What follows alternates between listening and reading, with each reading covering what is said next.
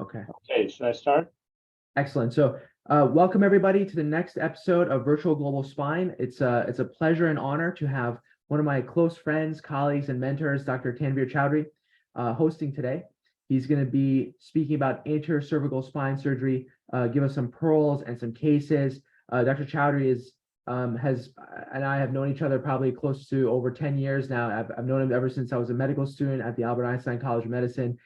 He is an associate professor of neurosurgery at Mount Sinai Hospital and a co-director for neuro spine surgery at Mount Sinai as well too. Okay. Thank you, Jonathan, for the kind introduction and of course, the invite here. And before I get started, I'll say that it's not many good things have come out of the pandemic, but I think this is one of them, both the general concept as well as the specific forum. And I've had a chance before today to really watch a number of the episodes. It's really high quality work that you guys are putting together. And so kudos to you, Dr. Baj, and others who are organizing this. So as a initial comment, I will say 32 years ago, I started as a medical student. And even though my father's a neurosurgeon, the first neurosurgical case I ever saw was an anterior cervical discectomy infusion.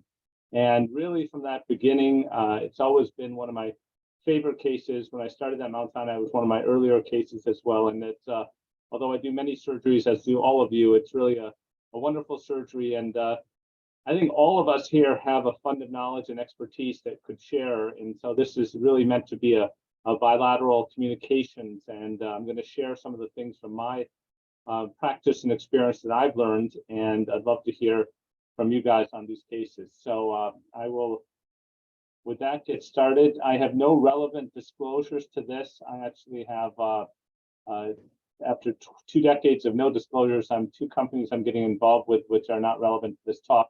And for future ones, I will give you more details if needed. As a philosophical matter, we're going to talk today mostly about my clinical impressions and talk about some cases and some experiences. I'm not going to focus heavy on the data and the literature. We all like to have it. It's very desirable. It's very imperfect. It's very hard to get. It's very expensive. Randomized trials are not perfect for surgery, as you know. Registries are not perfect for other reasons. When you do get a result after many years of analysis and many millions of dollars spent, sometimes the question is, what is the generalizability of it? And so at times, I feel like, even though I've been a part of many studies, including this great guidelines project that was in 2009 August issue of Journal of Neurosurgery Spine on the management of cervical degenerative disorders fusion, imperfect data can be worse than no data. And, there's some problems with guidelines and standards. And I think personalized care is what they always talk about in the cancer world. But I really think spine care needs to be personalized. And there's a great article from Mathilde Gawande from 2004 on the bell curve. And it really talks about doctors and being measured and everything. But it was an interesting commentary about how there are many people who are below the standard on the bell curve, but there are many people who are above it. So my concerns are when you standardize care and follow standard protocols, you're going to stifle the people who are above the bar. And so I really feel like sometimes we need to make sure that these standards should be applied when people are below the standard. But if they're getting equal or better results, I think we should allow that innovation. So that's my personal bias on this. We have a lot of learning. The case on the right is one of the cases that has taught me a lot. We'll talk about it a little bit later. We learn from many places, including conferences like this, certainly our training, the literature, our patients, most of all, our colleagues, and hopefully tonight, including learning from our trainees, our students and residents. I learned a lot from Jonathan Rizzulli, even when he was a young medical student and resident. So I'm going to start with a brief case, and then we're going to get back into my thoughts. This is a relatively straightforward case. It happened early in my career, mid-40s, right-handed female. She worked as a proceduralist doctor. She had right-sided paracervical and arm symptoms, some weakness, mainly the biceps, affected her job. There was some mild C6 dysfunction. MRI, which I'll show you in a minute, showed a C5-6 disc. not work and not as refractory to the non-operative management and interested in surgery. So this is a fairly bread and butter case that we all see. This was 2003. I put the year so you can kind of think about the options that were available at that time. So you can see the C5-6 disc. This is more to the right, slight inferior migration towards the foramen. You can see that the C5-6 has some cord flattening on that side, and although she didn't really have any overt myelopathy. And so, the question is, she wants to do surgery. What would you do? ACDF has been and remains my standard. And then there's lots of decisions we can get into on, whether to use autograft, which I don't use, whether to use tricortical allograft, which is what we were using at the time at our institution. And that's what I did use. Machined allografts that we, like Cornerstone and others, I have used more regularly. People use cages. I'm not a huge fan of it, but we do sometimes do it, including today on a case I did. And then there's obviously the standalone type devices that we can talk about. Then there's the newer kid on the block, the artificial disc, and we can get into that conversation a little bit. So I ended up doing just a standard tried and true ACDF. Looking back, I would probably critique myself and say I probably could have used a smaller plate. Other than that, I think it was a fine surgery. So that's 2004, all right? And I think this, it's interesting. I did x-rays, including flexion extension x-rays, which I don't always get now. It's an interesting question on how many x-rays in CAT scans or MRIs one needs to get after surgery. I've gone through some evolution on that in my career, as probably you have as well. I got a CAT scan there. It must have been close to 2 years later, probably just because at that stage it was a little bit more my protocol. I probably don't do routine CAT scans unless there's a symptomatic need to do that. And you see the robust fusion. I did get an MRI scan as well. It's an interesting depiction of the differences of MRI technology from before and now. She remained a patient I've seen for other reasons. She had a car accident, I think, in 2020, and had this MRI done just as follow-up. You can see the artifact from the screws, and the MRI protocols have gotten better, and you see less artifacts. So it's the same metal, obviously, but less artifact. Interestingly, there's not a lot of change in degeneration on the adjacent segments. There's a tiny bit of bulging at 4, 5, and 6, 7. You could argue that that was there before, 15 years ago, and certainly not a lot of loss of height. So it's an interesting question. Obviously, we know that not every patient develops adjacent segment disease, but it seems sometimes it's more frequent than it is. And so, that's the results before and after 17 years later. So it seems to be holding up. Now, it's an interesting question whether artificial disc would have done differently, better, or worse. When we talk about surgical decision making, which is what I think we should focus on, the basic decisions are obviously whether to operate and what type of operation to do and what extent. This particular one-level anterior cervical operation isn't that many decisions on the type and extent, but in other cases you'll see, and I'm sure you see in your practice every day, have those other things. The decisions are really not binary. Our decisions are very complex in surgery, and we make decisions pre-op, intra-op, and post-op. I saw something interesting in the psychology literature that we make, on average, 35,000 as humans conscious decisions a day. So that means more than 1,000 decisions per hour. And I would argue in an operation, we're probably making more. So, it's both, important to remember that there's a lot of small decisions. For example, if you're drilling on an anterior cervical and you're getting closer to the foramen, what is the value of an extra millimeter or 2 of drilling work versus Kerrison work versus leaving it, and residual symptoms versus getting close or too close or into the vertebral artery. So it's a lot of decisions we make. And, I think as a aside, I think it's sort of a little unfair how sometimes the system judges us all for our decision making when we make tens of thousands of decisions sometimes in a complex case. And, it's really hard to make every one of those perfect, humans by definition. So switching gears to the patient side, I often tell my patients I wear three hats in the clinical sense. I'm a detective, I'm a counselor, and sometimes I'm a carpenter. And the truth is we wear other hats, especially in academics, where we're scientists, sometimes we're researchers, and we are teachers. So really, I would say beyond the regular three hats, we actually at surgery are not just carpenters. We're really the architect and the contractor of this whole experience. And so, at times it feels like I'm wearing other hats like this, but hopefully we can limit that in our practices and have other people to help us with that in spine care. So for preoperative issues, obviously we all understand the basics of history, physical exam, imaging, and testing. I'm just going to spend a minute or two on some of the things and pearls I have picked up in my practice. I think that, we are in a system now with a lot of people. If you're in academics, you have residents, fellows, sometimes medical students, other people. We have a great, talented APPs in our place. We have pre-residency fellows at our place. So we have a lot of people who are examining our patients, especially the hospital consults. I think doing your own exam is very important, and you really, I pick up on things all the time that are missed by others, and I'm sure they pick up on things I do. So that's my number one thing. And finding early cervical myelopathy, there's probably so many of you have found patients that you come in with lumbar problems. They say, I can't walk, doc. I've got this cramping in my legs. And then you pick up a Hoffman's, or you pick up something else, and then you find that cervical myelopathy, and then you say, why do you want to operate on my neck? But it's certainly sometimes appropriate and the right find. I've become a little late to the party compared to some, but I've become a big fan of the standing scoliosis X-ray series, in part because now we have a spine center that has the ready access for that.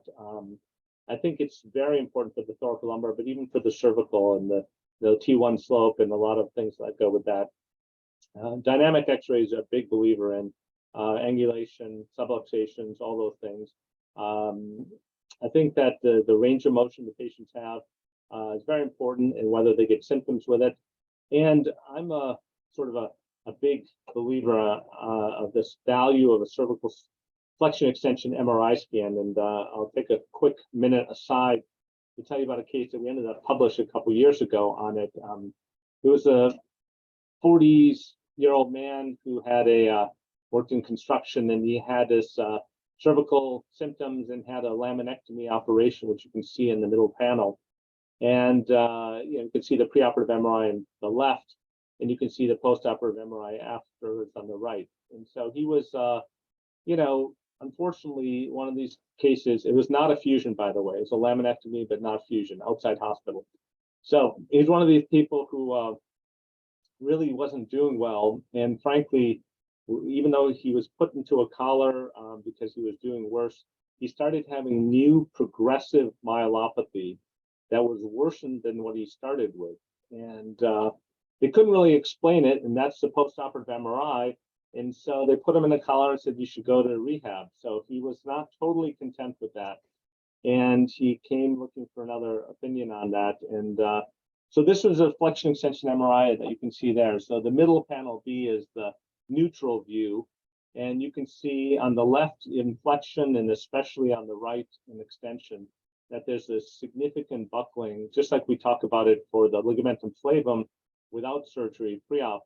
It's certainly post-op, you can see the post-operative muscles. And so it's the same patient on the same day, and it's a very different dramatic thing. If you see the panel B, you'd probably say, well, we've done what we can, why don't you go to rehab? And you'd see panel C, you say, why don't we do some more surgery and try and help you from this condition? And it's, a bit of, an argument towards stabilizing this, which most of the time we do. I'm not a big fan of laminectomy alone, except a very elderly person. I think that the preoperative phase of things involves obviously lots of different planning. And we talked about what type of approach. In this talk, we're going to be talking about anterior. What extent is very important, and obviously what you do, whether you do a discectomy alone, whether you do a fusion, whether you use a plate, whether you use a standalone device, whether you use a corpectomy or a motion preserving semi-constrained type device like a disc arthroplasty. So The extent of it is very important. There are times I think it's a discussion we all have with our patients, whether to do just the worst level or whether to do all the levels or whether to how to pick in between. It's an art, not a science. And I think we still would be great to have a little bit better guidance and data, but it really isn't now versus later decision that the patient really plays a strong role. Unfortunately, insurance sometimes plays a strong role in this as well. The clearance and optimization, we all understand. The imaging, we talked about my feelings on the flexion extension and the stand-up scoliosis X-ray series, all the equipment and monitoring. My personal practice is I monitor all my cervical cases. Some of that is because we have regular available monitoring at our institution. They're quick and they're not intrusive, and I think we have pretty reliable results. Not everyone has that, and it was interesting. I was part of the cervical myelopathy study group under Zogogo and others, looking at anterior versus posterior cervical spine surgery, at first in a non-randomized trial, then later in a randomized trial. And it was interesting just talking among the other panelists there and how many people who are very active, well-known cervical spine surgeons for myelopathy are not monitoring all their cases. It really is, I think there's regional and local kind of practices / standards. And so, and you also obviously want to have plans B and sometimes C, D, and E and beyond. I'm going to take a couple minutes on my perspective on the match between ACDFs and arthroplasty. And I think you all probably have your own pattern that you've evolved into for a variety of reasons. Some of it is obviously driven by patient preference. Some of it's driven by your own practice and desire to make what's better. The way I liken is, before 2007, and this is the Grand Ballroom in Versailles Palace, ACDF was basically at the head of the table, and there was really not a lot of other options from that. And then around about that, when it came to the US, the arthroplasty was sort of knocking at the door and got a seat at the table and slowly moved up closer to the front of the table. And then I think in the last 5 years, for those of us who all follow the literature, there's enough studies to show that it belongs at the head of the table with ACDFs, and some would say the order should be reversed. And I think some would even say that it solely has the head of the table, and ACDFs are a little bit second fiddle. And I'm not sure I quite agree with that. My own personal preference has been more towards ACDFs, especially because I have a large myelopathy practice, and I think I believe that the motion is a part of the pathogenic process of myelopathy, and so I actually still strongly prefer that. But I think you have to acknowledge arthroplasty is very much at the head of the table as well. Second case, this case took place some years later, certainly in the early era of arthroplasty, but not before I really strongly became proficient at it. This is a young doctor just starting his residency, and he had this injury playing frisbee in the Central Park, and had this left-sided symptoms, very mild but real weakness in symptoms, and had this MRI scan that you'll see here. And unfortunately, the quality of the MRI is not the greatest. Some of it is because when you're in a lot of pain, obviously it's hard to hold still. And so there's you can see this left-sided C6-7 disc herniation with inferior migration towards the next disc space. And so it's the same discussion or similar discussion to the prior case. And, I ended up choosing also in this case to do an ACDF, and I happen to have the little video from that case. And it's that reassuring moment when you pull out that large disc fragment that we all know, and everyone sort of says, ah, in the OR. And so, the patient should be helped with that. And he was. Intraoperatively, there's a lot of decisions and perspectives, and you sort of learn a little bit about it from your mentors and a little bit from your colleagues and your own experience. I'm a big believer in monitoring. For my anterior cervicals, I do SSEPs, EMGs, and MEPs. I do not do laryngeal nerve monitoring for my practice.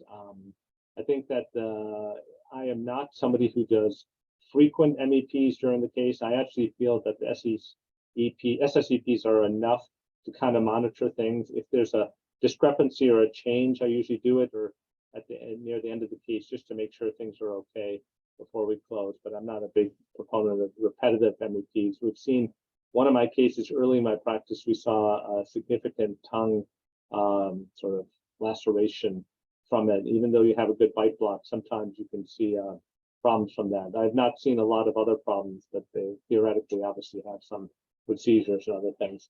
I'm not a big believer in heavy traction. I do use some tape traction on the shoulders. I think excessive traction can add to the risk of C5 palsy, and so I've backed off some from what I used to do before. Cervical traction for the head, I don't also use. I like to do it without Gardner-Wells tongs or anything like that, anterior and posterior operations, unless there's a severe alignment correction I'm trying to do. I'm a big believer in transverse incisions, ideally in a crease. Very rarely in my career, over maybe 20 years, I've maybe had a couple of times we do use the longitudinal, but not really very often. I learned from the ENT surgeons early on that transverse incision in the crease that's even longer will heal better than a longitudinal one. And so it's sort of been my bias. Approach surgeons, in my first 10 years, I used a lot of ENT surgeons for anything that was complex anatomy. Certainly, I still use it if it's radiated or very complex, or I know that there was a case a few years ago where there's a plate that the screw was backing out towards the esophagus, not my own plate, but I had ENT involved. But most of the time I do my own approaches, even on reops, which is the contradistinction from the rest of the thing. I'm a big believer in approach surgeons, vascular for anterior and lateral approaches to the thoracic and lumbar spine. So I just bring ENT. Some of it has to do with availability. We used to have easy, ready access, and now they're very busy and it's hard to get access, but also you can get pretty good at that approach. So that's my own practice. I do use distraction pins. I think it's very helpful.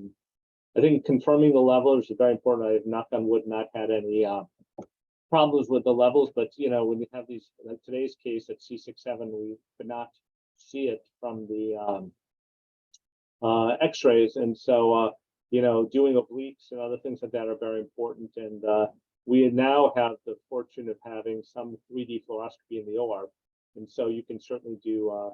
We have a couple of techniques, including the Zeem, we have the Arrow, we have a few others, and so I think that has become our local sort of practice to confirm instrumentation.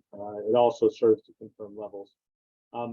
My own personal belief is I still like the value of bone versus metal in the disc space. I think it's natural. It's a big conduit, and Mother Nature does it well. I don't, however, in 21 years, I've not gone to the crest for an anterior cervical operation. I've done it for lots of posterior cervical, occipital cervical fusions, others, but even that has become less and less.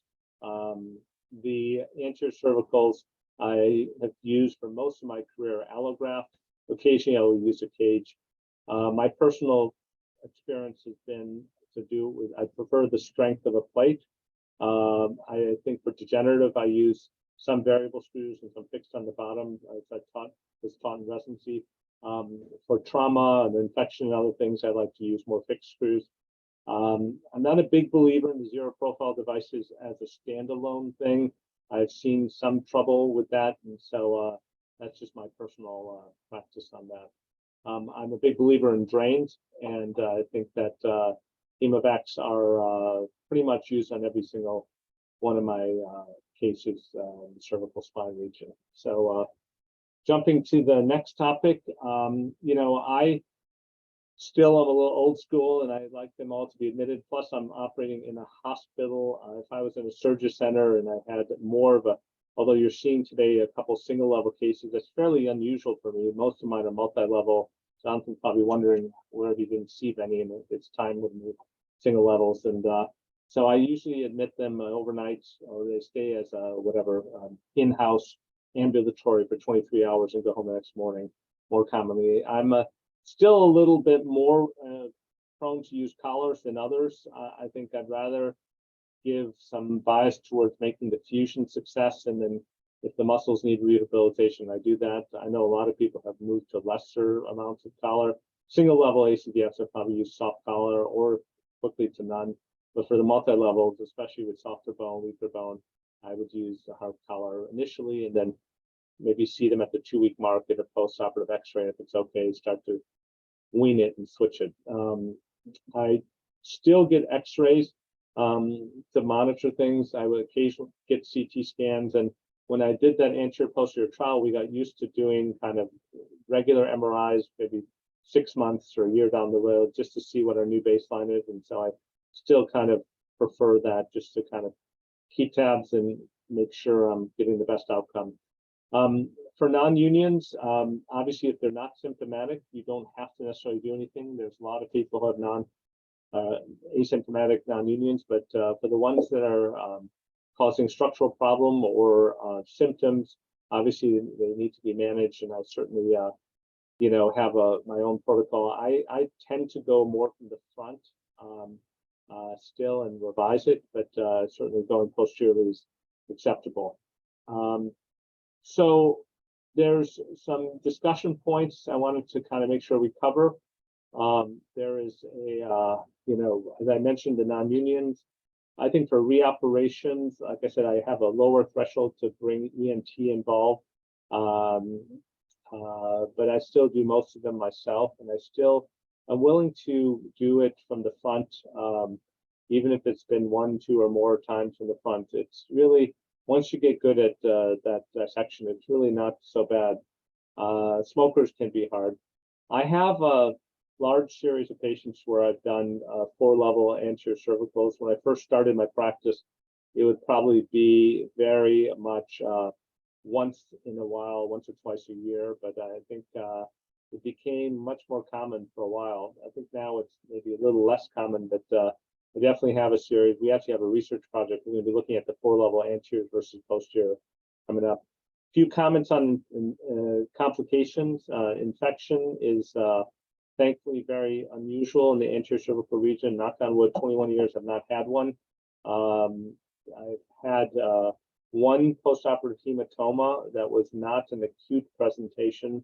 Obviously, those can occur, and I think my hemovac use probably and meticulous attention to hemostasis probably helps me on that. It was a delayed postoperative hematoma. Needed surgery a week later, and he had been taking Excedrin for headaches, and he didn't know it had aspirin in it. C5 policies, I would say, looking back overall for my cervical practice, it's probably just under 1%. I wish it was lower. They're very debilitating, as you know. I have seen it in the anterior surgery a handful of times, even though a lot of people say it's more common in the posterior. And so, I've seen one case that was bilateral and made a pretty good recovery, but not easy on the patient. Corners, I've seen that a couple times, sometimes on difficult, complex approaches when you have to do some dissection. I think it might be the dissection of the bovie near the longest coli. I've seen pretty good results of it improving with time, but it's still something to be aware of. Have not seen an esophageal injury. Thankfully, I've managed them with ENT for other hospital transfers, but not had a vertebral artery injury. So, obviously, but you look at the films, the best way to avoid to deal with the complications to avoid it. So let's get into some cases, and we can open up the discussion for some of these. This is a woman that's a relatively recent case. She's in her 60s. She has 2 risk factors, diabetes, and she has both splenectomy. She came in with fever, neck pain, and 4 days of weakness, worse on the right upper extremity. You can see, obviously, it's a terrible T2 on the upper right, and that's partially because these patients who are the people you want the most detailed scans are sometimes the hardest ones to get good scans on because they're uncomfortable or agitated, in pain, or variety of reasons. You can see in the lower left the T1 weighted. There's a lot of somehow you can see better there the canal compromise, and then you can see on the next two panels, which are contrast. And so before I show what was done, Jonathan, maybe we can open up for a little bit of discussion, see if anyone wants to comment how they would manage this type of thing. There's a big prevertebral infection as well. We did call ENT, and this is, we'll call it a Friday at noon consult that comes over a new transfer. So when do you do it? How do you manage it? And so, Jonathan, do you want to, I don't know how you manage the interactive component of this. Yeah, so I'll start a little bit. So far, awesome cases. This is a very common presentation, unfortunately, that we see. These patients can also not only just with their imaging and the clinical presentation can be quite challenging, but also oftentimes these patients can also have pretty significant psychosocial issues as well too. So you think to yourself, if these patients have concomitant, oftentimes they have IV drug use, they can have a pretty complex psychosocial history. So I think to myself, oftentimes, let's say in this patient's case, if that was the case, I think to myself, I may not see this patient again. So what can I do that's most definitive to help them? So what we have here is pretty significant osteomyelitis discitis at, what is that, 5.6, 3, 4, 5.6, yeah. With a spinal epidural abscess, ventral to the cord. There appears to be cord compression and edema. I think that it's difficult to tell whether it's phlegmon versus abscess, but you can see that there's that on the right-hand image on the stir sequence, there is that little dark, right in the center is that hypointensity. That usually signifies that there's some liquid active component to it. Yeah, and that's on the T1 post. So there's probably some sort of active component to that. So I would say in this case, just for my own purposes, I'd probably get an X-ray just to see her overall alignment. But I would like, and possibly a CAT scan as well too. But in this case, I would take this patient for a C5-6 ACDF, although I would prepare myself for a possible corpectomy, because oftentimes the bone can be just total mush. You get in there, you don't really have anything to put that implant in, and it just basically floating there. It doesn't feel like a stable construct. My choice of implant, I probably would stay away from allograft, because it's cadaveric and it can sometimes take a little bit of time to integrate and become vascularized. So in some cases that can become a nidus. For these osteomyelitis discitis cases, my preference is titanium. I tend to do titanium for these cases, and then either standalone or a plate would be dealer's choice. I don't particularly have a preference, but I would go in there trying to do a one-level ACDF with the possibility of doing a corpectomy if necessary. Can I ask you a question, follow-up? Yeah. First of all, the comment is so right about a majority of these that we see in our practice, unfortunately, are people with psychosocial issues, IV drug abuse, and others, but sometimes it's from immunocompromised. And in her case, she's a salt of the earth, worked in special education as a teacher, and it's her diabetes and her splenectomy that I think made her risk factors for this. And so yeah. My question to you, so you get in there, and although there's a little bit of liquid, it's more phlegmon, upper phlegmon. So yeah. Then how do you decide on that? Because my concern is to be able to get around it safely, to be able to compress it safely. Sometimes you have to do the corpectomy. Yep, 100%. Dr. Burchuk says ACDF. Dr. Fayaz said he would take the patient that evening for a C5-C6 corpectomy, allograft strut with plate, and then stage a posterior portion of it. I think all those are kind of acceptable. So John, what was your answer in terms of when you would take it? So it's Friday at 12, the patient's coming over. Patient Friday at midnight? No, noon. 12 Friday at noon.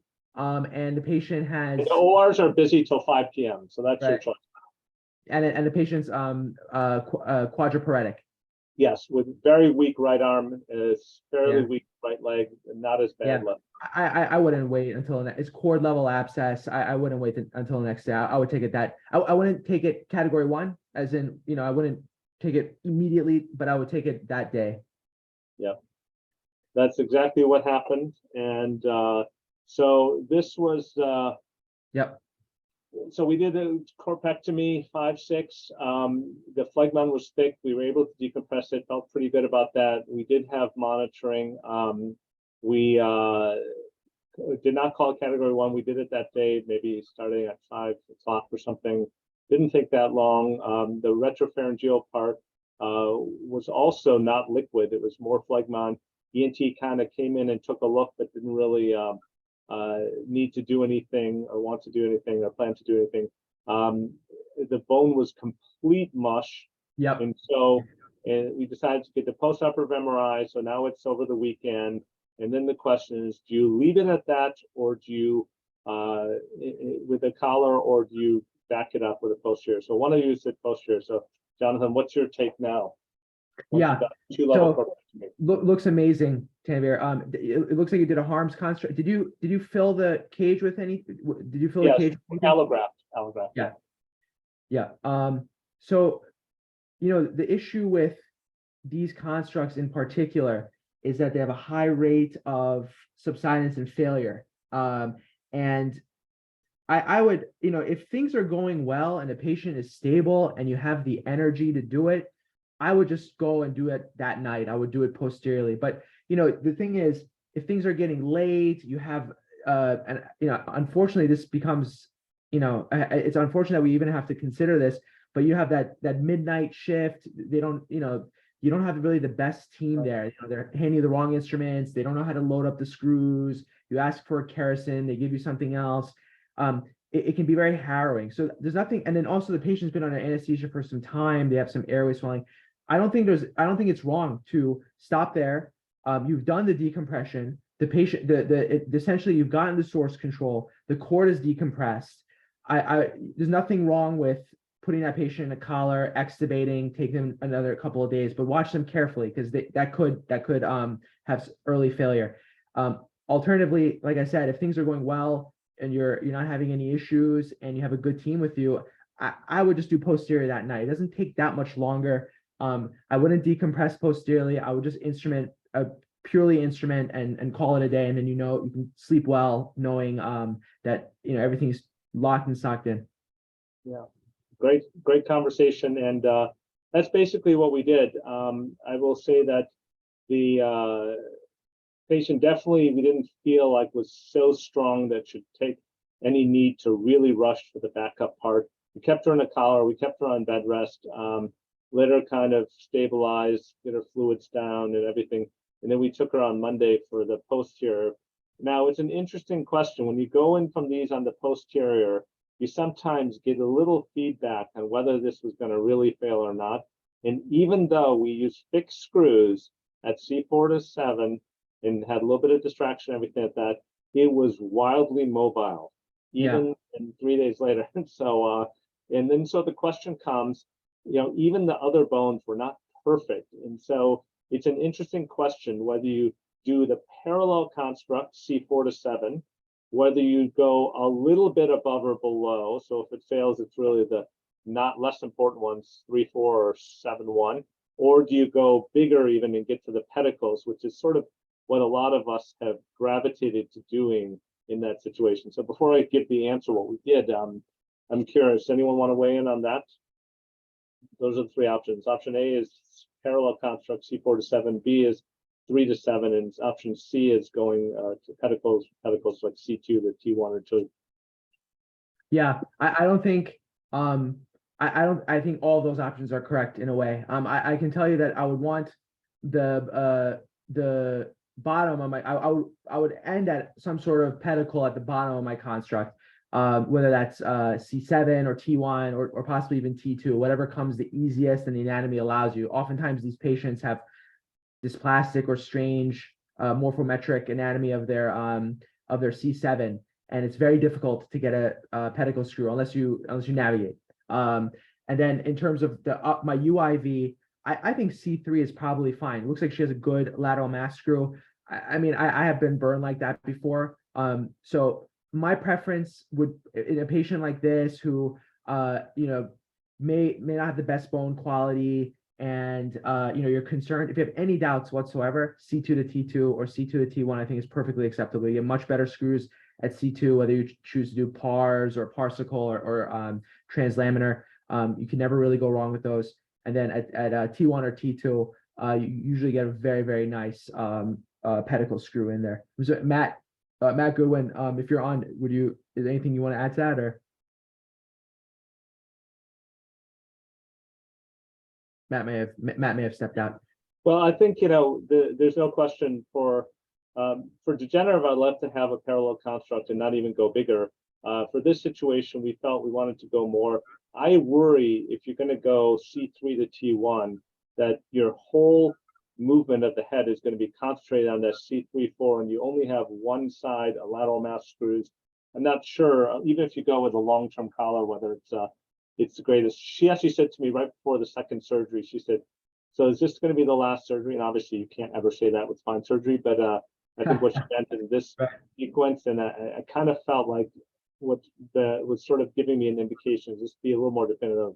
And so we did the C2 to T2 there, and she's doing very well. She's still actually in the hospital. It was a very recent case. So why don't we go on to another one? This is a case that brings up some other issues that are a little bit beyond anterior cervical, but I will bring it up. So this is a woman who is in her 70s, pretty high functioning, but was presenting with a lot of gait dysfunction that was probably multifactorial, including something that required a biopsy, of a muscle biopsy at another hospital, trying to look into etiologies.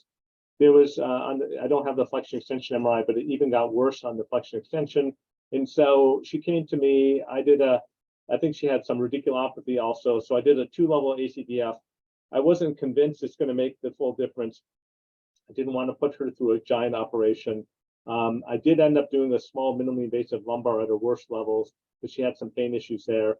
But really, her big global spine issues were not addressed fully by that. But she was very happy after the ACDF.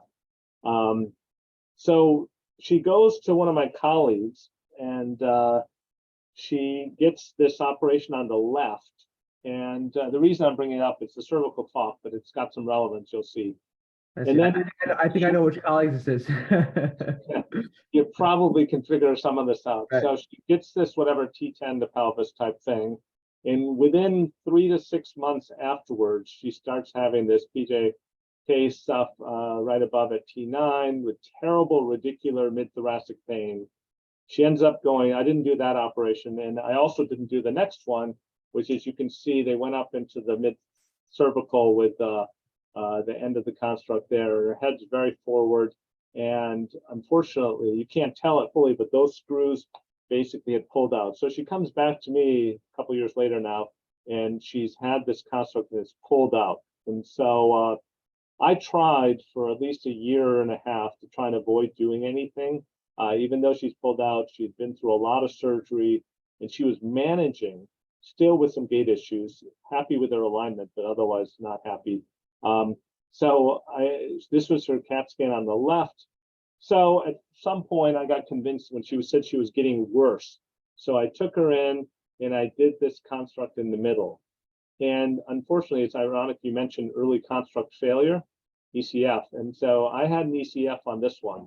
And so you see that there, even though she was in a collar / Minerva device, whether she was compliant or not, I don't know, but she definitely pulled out. And I think, the question is, when you try and correct somebody from the left panel to the middle panel, you're putting a lot of force onto those screws, right? And obviously we were not matched well. So then I took her back and we revised her from the front and the back.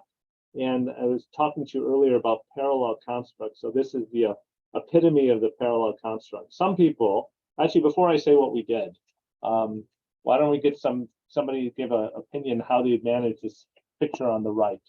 She's as an early construct failure. Send back to the original surgeon. She won't go. That's why I tried for a year and a half to get it. Yeah. So this is a nightmare. This is like the scan you never want to see in many ways. A patient who's fused from C2 to ilium, with proximal hardware failure, pull out.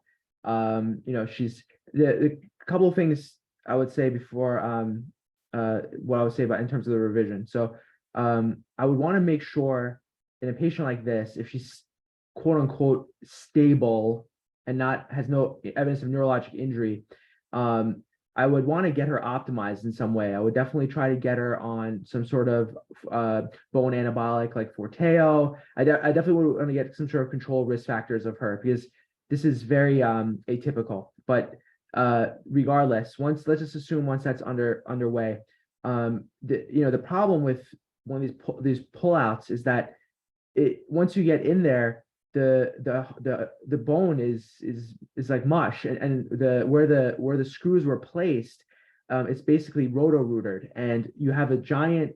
You're trying to the plan is usually, we'll upsize the screws, we'll put them in, but that channel for the screw is just too large to really adequately accept anything. So what you basically have to do here is I don't know if there's even I don't know if she has your choice is that you're gonna have to bring her up probably to occiput. Now the issue here are or you have multiple other issues here. One is her overall global alignment. She seems very kyphotic in her cervical spine. You may consider doing pedicle subtraction osteotomy at T1 or T2 in order to improve her sagittal alignment as well. And then on top of that, in terms of if you're not going to go to occiput, you definitely have to go to C1. You have to get a large lateral mass screw in there. And I don't know if you have a translam. You could possibly do a translam screw at C2 to get some better fixation proximally there. But these are all considerations. The question is how much can this lady tolerate? If she's very sick and elderly and frail, you're not gonna be able to do any of those things. So you may just have to just bring her right to occiput and hope for the best. So all of those were the right discussion items that went through our minds. As you know, first of all, at least in my practice, I don't have that many even C2 to pelvises walking around. Right. I really don't have occiput to C2 ones. I mean, occiput to pelvis ones. Those are pretty morbid, I would imagine. And so we came up with a solution, because then the question is also, do you make the alignment better, but then you're putting more force onto your screws, or do you keep it in this, in which case she's still going to have terrible alignment, right? So anyways, so this is what we ended up doing. I was going to say, so we actually did not take any more levels. So I actually was able to, I did from the front. This is why it's an anterior cervical top. You probably were wondering on this case. And so you can see, so she had been fused in the past from 5 to 7. So that plate was removed. I did ACDFs at 7-1, a 1 level ACDF there at 7-1. And then I did a 2 to 5 ACDF on the front, and then revised from the back. And she's actually fused. And so this is, like I said, the epitome of the parallel construct from the front and back. And, it's not something you want to do every day, but, she's done okay. Interestingly, she was in terrible pain, begging for the surgery. I did all this. And now she's like, oh, I have new pain. And even though she's so much less, it's like people's reference points of where they are. I almost want to videotape people because, it's just, I'm still happy in general with me, but All right, last case. I think we're getting closer to the end, but so this is a woman in her 50s, relatively recent, came into the hospital with really what was initially thought was a foot drop, and she had some lumbar disease, but it became clear it was not just her foot. She had some proximal leg weakness and even a tiny bit of arm weakness, but really, and so it's one of those boards questions where they say, what's your differential for a foot drop, right? And it's never really isolated foot drop, by the way, but it is on the questions. But so this is a patient that had obviously some degree of calcification of the spondylosis, a degree of OPLL. And so does anyone want to take a crack how they manage this? So you have a this is a bit of a complex situation here. So you have a patient who has myelopathy, experiencing cervical myelopathy, and they have a multi-level degenerative cervical spondylosis, worst at 3, 4, 5, 6, 6, 7. Looking at the CAT scan, the majority of the stenosis is behind the vertebral body 3, 4, 5. at 6. Right. And it's basically, it's almost like an OPLL type picture there. Yep. So if you go by the literature, if you know, I don't have the ability to do it, but if you kind of eyeball and do the K line, right? If you kind of go the center of C2 and just draw a straight line down between the center of C2 and C7, I don't think it touches the OPLL. I mean, I'm just kind of in my mind, I'm just kind of picturing that out. I don't think it touches the OPLL. So you're fine going posterior here. Theoretically. So alternatively, 3, 4, 5, I would do a C6 corpectomy and just be ready for that. And the different techniques on how to deal with the OPLL. You know, you have the floating technique, you have you could try to just resect into a patch. But those are very complicated, very, very morbid, very, very complex techniques that, you know, if you even do 1 a year, 2 a year, these are not common cases to do. So I wouldn't feel comfortable doing that. I would just go posterior for this patient. Yeah, that's what a lot of people do. I have, you know, for many level or OPLLs, especially when it's continuous across the disc space, I definitely go posteriorly. For this type of one, it's not always been as bad or as hard. And so we ended up choosing to do sort of the 1.5 level corpectomy, and we'll see how it goes. You know, we kind of did one level and others. And so far, she's doing extremely well, but you know, we're not done with it so far. But you know, it's an interesting question what is best on this. A lot of people, obviously, you know, trying to avoid, because you can run into trouble. It's just like kind of like the calcified lumbar discs. Yeah. This is the equivalent up here, and up here it's cord and it's opposed to root, so you can really get into trouble. This one wasn't so bad with the interface, but the ones that flow across the disc spaces are even worse. But this one went well, and you know, that was yeah. Thank God for the CAT scan. You know, it's interesting. If that patient showed up in my clinic, I wouldn't have thought to order a CAT scan. If all she had was that MRI. Right. Yeah, it fills you. Except for now, in retrospect, you can look at this little Yeah, you can kind of see that there. Yeah. Yeah, and it's not like, sometimes it's lifted off and this whitish space, but this is actually in retrospect more bone. I think I do have one more, and we have like 5 minutes left, so I'll put it up here. This is just really a question. This actually was a patient back about 10, 12 years ago when I was recruiting patients for the pilot for that anterior versus posterior non-randomized trial. And I said, oh, this patient's going to be perfect for that. And so I'm going to put it out there for the group. Just assume the picture is middle age, cervical myeloradiculopathy. Anterior, posterior, both, or neither. If you say neither, you get fired.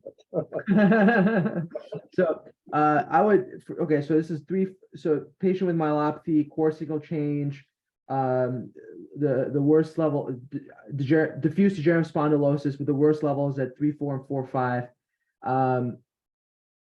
5, with 3, 4 being the worst. Yeah. So there are some anterior osteophytes there. I can kind of see that on the MRI. The patient does look a little quote unquote dishy, a little bit dishy there, and these can be very difficult to do anterior. If the patient had any sort of difficulty with swallowing or dysphagia or anything like that, I would just go posterior here. My preference in the face of these kind of osteophytes, the anatomy is usually very bad. These discs are so calcified. You end up doing much more drilling, and it's very difficult to get the decompression exposure you normally would, especially at 3, 4, and 4, 5. Again, I know it's the anterior cervical talk. My preference here will be posterior. It's fine. I think that it's interesting. That's the reason I bring it up. I would say that, you know, each of us has our own set point on where we tend to lean on the pendulum of anterior and posterior as a bias. Yeah. And even by the, you know, we're all smart enough, we can find reasons to justify one or the other. And when you start to hear one person explain their reasons, it makes total sense. And yet you could come up with other reasons. And, you know, what I didn't say is this patient has hardly any pain. It's really mostly just the myelopathy. And so he's active and doesn't want to have pain. And, you know, there's a lot of factors that go with anterior versus posterior, right? So, you know, there's some congenital stenosis. I'll read some of the responses. Dr. Burchak says posterior. Dr. Fayaz says posterior laminectomy infusion versus laminoplasty versus straight laminectomy alone. And then Dr. Charavar says posterior. If no neck pain and pure myelopathy, the patient has some relative to the T1 slope, which is essentially 0 on that MRI, although I would get an X-ray to really get a better assessment of that. Their cervical alignment seems to be within acceptable range relative to the T1 slope or cervical lordosis. So my preference would be like a laminoplasty for this. I would do if she has no neck pain, I would do a laminoplasty for this patient. But I think it's, again, dealer's choice. I think any of these, any approach here is the right one, except for no surgery. I figured that would be the general bias towards this. And I think that in my own experience, and I would say 70% anterior, 30% posterior is my practice. Yeah. Yep. I would say and maybe it's a technique of things, I still find a degree of chronic pain, not just recovery pain, but chronic pain after some of the posteriors that I don't tend to get from the anteriors. And I also tend not to get a lot of delayed anterior dysfunction of swallowing and voice and other things. And, I think we all have our own techniques and other things, and that influences our decisions on this. So so if you notice, what I do is I actually take off a lot of the osteophytes on the front, and that takes a little bit of work, it's painstaking, but it's hard. You don't have a CAT scan to see before. And so this was the operation. He actually, as you can see, is spontaneously or autofused across the next level 5-6. And so this is how I did it, and I got a postoperative MRI. So it's just an interesting question here. I'm going to put them up next to each other.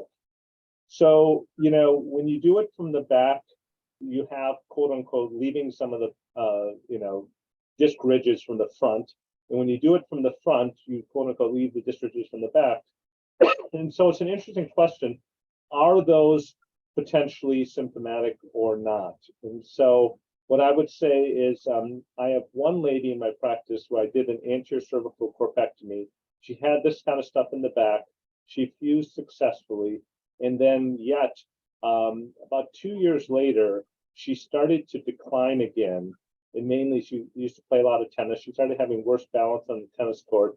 And then she basically, I did take her back and do a posterior. So there was a time I was doing a lot of anterior and posteriors combined, and now I don't tend to do it. And it's an interesting question whether it's better to be more aggressive from the early stage or not, and whether posterior alone would have looked better. We won't ever know. But these are interesting discussions, and I appreciate you guys giving me the time. It's basically almost 7 o'clock, but I'm happy to take any questions. And certainly I enjoyed this forum, and I think it's really appreciate the invite, Jonathan, for this.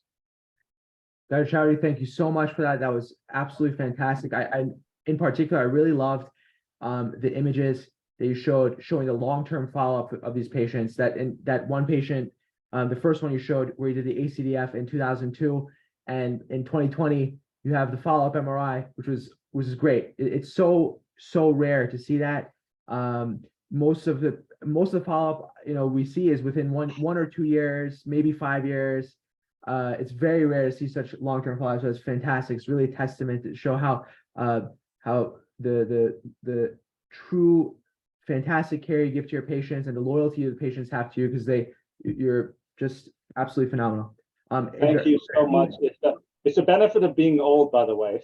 A lot of opportunity for follow-up. But I will say one more thing, is that I'm very interested because the literature, the meta-analysis says that rate of adjacent segment disease needing surgery after any anterior cervical is 0.7% per year. So we rounded 1% per year.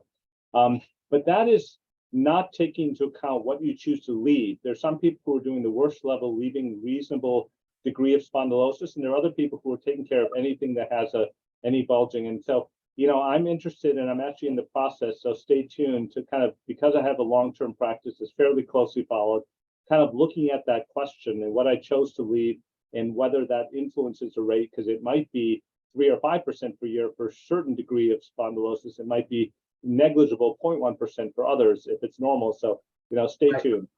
Out of curiosity, that's a great question, actually, and maybe the topic of a completely other session. As you, in your practice, let's say you have that, you see a disc, someone has is clinically has let's say a C4-5, or let's say C5-6 disc, it's stenosis, that's the worst level, and their C4-5 is not looking so great. There's bone on bone, but is it maybe they're not so symptomatic, but clinically the disc looks pretty degenerative. Is your preference to treat both, or do you just go for the one that's affected? Obviously, it's a discussion with the patient. If there's myelopathy, I tend to favor more. As you know, I also do a lot of flexion extension MRIs, and that can sometimes help me on the borderline levels. I tend to go less if it's just discomfort and pain, unless I feel it's really connected. And then I would say the last thing is, I think it's a fairly open question still. And I have not done the following construct, but there are people who are putting in arthroplasties above fusion constructs and so forth. And it's an interesting question on things. But I tend to, the final thing is I also sometimes make game time decisions on access, where sometimes I'll say, listen, you have two really bad levels, you have one borderline. If it's easy and accessible, it's fine. If I'm going to have to do tons of extra retraction, it's a struggle. It's not worth struggling on surgery, the bottom line. Sounds great. Thank you so much, Dr. Choudhri. We hope to have you participate in more of our conferences. And I thank everybody for attending tonight, and have a great night and rest of your week. It'd be my pleasure. Thank you.